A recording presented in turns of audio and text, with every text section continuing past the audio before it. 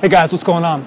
Just want to make a quick video here on managing stress. It's something that I talk about in a lot of my blog posts and other videos. It always seems to kind of seep in there, whether we're talking about exercise or nutrition or mindset or whatever. But I really want to hit this today because I've had a number of clients who are going through stressful points in their life right now, and that's fine. That's going to happen. But they're not doing the things that they have been accustomed to doing, and because there's an obstacle, they've kind of gotten away from it, and they're really kind of suffering right now and not knowing why. And it's really quite simple. They got away from what has kept them calm and kept them focused and managing stress, more or less. So I'm going to kind of reverse this because, like I said, anytime I talk about nutrition or exercise or whatever, I'm always kind of mentioning stress management. Well, now I'm going to mention stress management and kind of refer to exercise and mindset and restoration and nutrition. So let's start with nutrition. Basically, real simple, okay? I don't care what tribe you follow. I don't care. Basically, if you limit refined sugar, that's a great way to start managing your stress, okay? I don't need to go over the details. This is not this kind of video to describe the details about the harmful effects of refined sugar, but just know that they're bad, and as far as managing stress, they do not help, okay? On the same lines, we're going to limit fried foods, okay? These man-made trans fats, these are hydrogenated fats, these are harmful to our body. They don't put our body in a good environment for anything, let alone managing stress.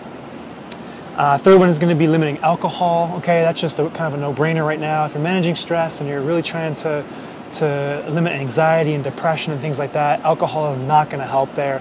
A few other things too, like other kind of stimulants like chocolate and caffeine. You may need to moderate those.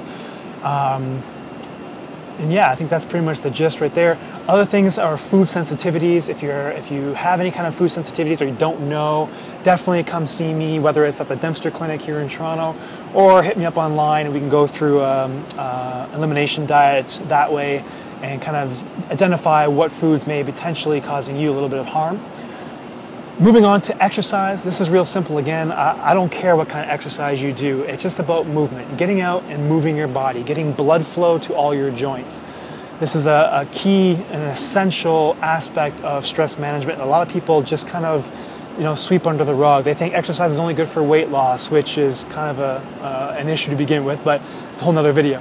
But the benefits of exercise from mood and antidepressant and all these other, lowering anxiety and things like that, exercise does that.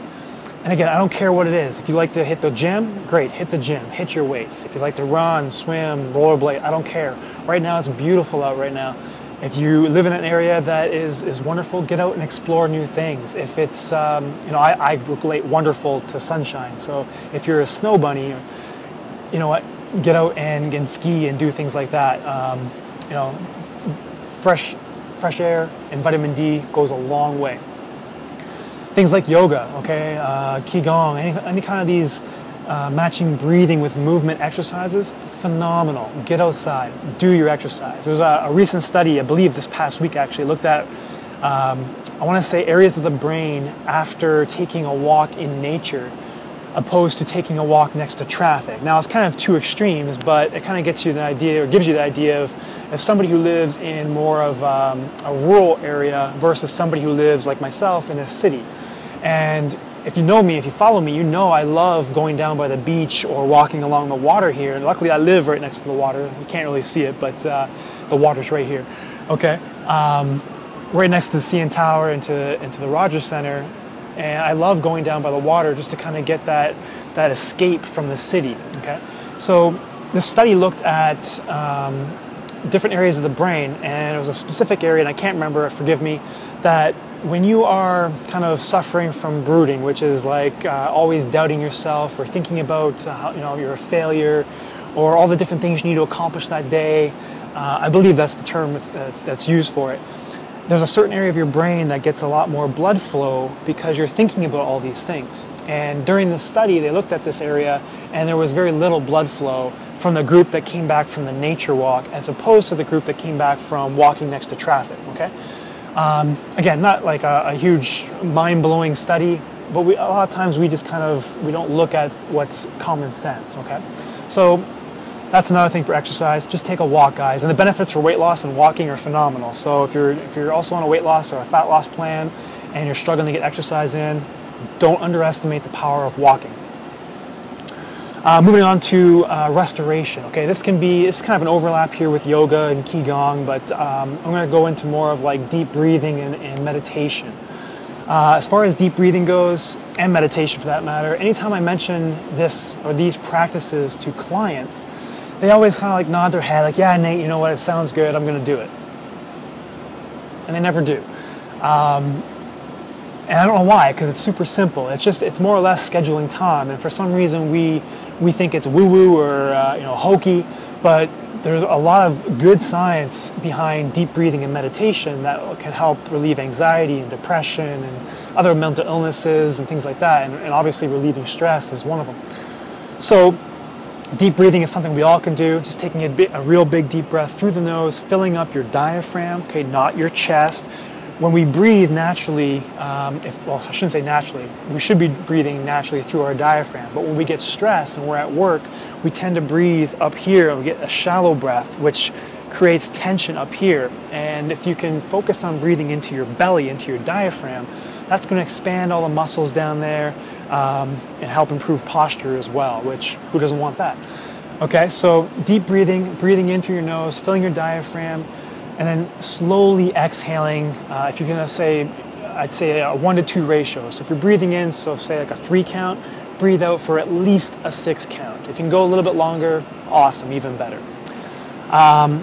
Doing that before bed is phenomenal as well. Kind of gets you into a better mindset, a better state of sleeping. Not to mention if you do this before eating, it activates your parasympathetic nervous system to allow you to digest food better. So if you guys are suffering from bloating, gas, constipation, this is a real quick, I don't want to say fix, but a real quick thing to try to see if that helps you, okay? Moving on from there, meditation. Guys, the science behind meditation is mind-blowing, okay? If you're not meditating, you are missing out. I think it's 80% of the top thinkers and the top performers in our society all practice some sort of meditation. And it doesn't have to be like, being in a garden on top of or on the side of a mountain, in a monastery. You don't have to go that route. Just sitting down next to your bed or next to your couch in a quiet atmosphere. You can be sitting upright, you can lie down if you want. I really don't care. It's just more or less spending some time, roughly about 10 to 15 minutes by yourself, and just focusing on your breath, breathing in, breathing out. And for those of you who have a tough time doing this, and you know you have a tough time, this is all the more reason to do it, okay? A lot of my clients who I suggest this to, pretty much everybody, who put up a front or put up a barrier to doing this kind of thing, there's a reason why I'm mentioning it to it, because these are the people that really need it the most. And I don't expect you to be good at it for the first time. I don't expect you to be good at it for the first 30 times, okay? Just stick with it.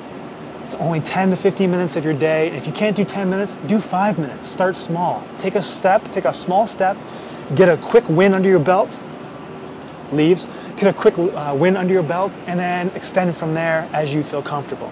I've been using a great app called Headspace. I don't get any money for mentioning this, okay? I'm not an affiliate. I use this app, and for a while I didn't use this because I thought I was doing quite well. And then I kind of found myself not getting a benefit, and I needed a little bit of guidance. And this is where I picked up Headspace. It's free for 10 days. It's a 10-minute meditation. It is phenomenal. Again, I get no proceeds. I'm not an affiliate. I use this, and it's a wonderful app. There's also another app that I've heard great things about, but unfortunately I haven't used it yet, and that is called Calm, C-A-L-M, and I believe it's .com. So check that out. Guys, meditation, if you're not doing it, you're missing out, straight up. Okay, moving on to mindset. There's not much I can really suggest here other than chill out. It's okay. Don't have to be perfect. If you can't meditate for 10 or 15 minutes, don't give up. Don't think it's useless for you. Try meditating for 5 minutes, for a minute. I don't care. Start small. If you can't eat healthy, okay, if you can't, do all these, these things I talk about in all my other videos about trying to eat healthy, I don't care. Pick one thing. Maybe it's adding a cup of vegetables for every meal, or 2 cups of vegetables, whatever it is, or drinking more water.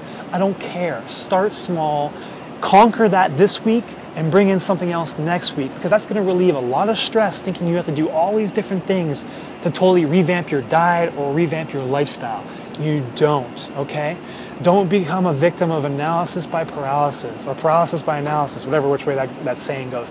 Don't be a victim there. Just start with one small thing today, conquer it, and when you feel like you've conquered it, move on to the next thing.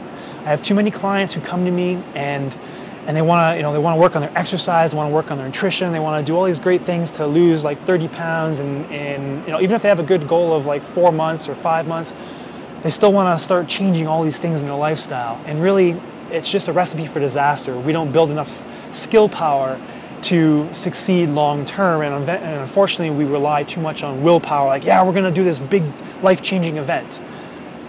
For any of you guys who've done New Year's resolutions, you know this doesn't work. For very few of you it may, but for the rest of us it doesn't work, and that's myself included. I need to have the habits, the behaviors, and the skills in place in order to be successful. Guys, I hope you enjoyed this video. It's all about stress management, but you can take this and apply it to just about any other part of your life. The nutrition doesn't really change. Getting out to exercise doesn't really change. Getting some restoration in doesn't really change. Your mindset, if you want to be successful, sometimes you need to take a step back and just chill out. Look at the big picture, okay? What's the saying? Something about looking at the trees beyond the forest. I'm horrible with sayings, as you can see. Guys, hope you enjoyed this video. Click like, hit subscribe for more videos. Check out my blog, nathanjackson.com. Always posting things on exercise, nutrition, movement and restoration, and mindset, which are my 4 pillars of health. And until next time, chill out, have a great day, and get outside.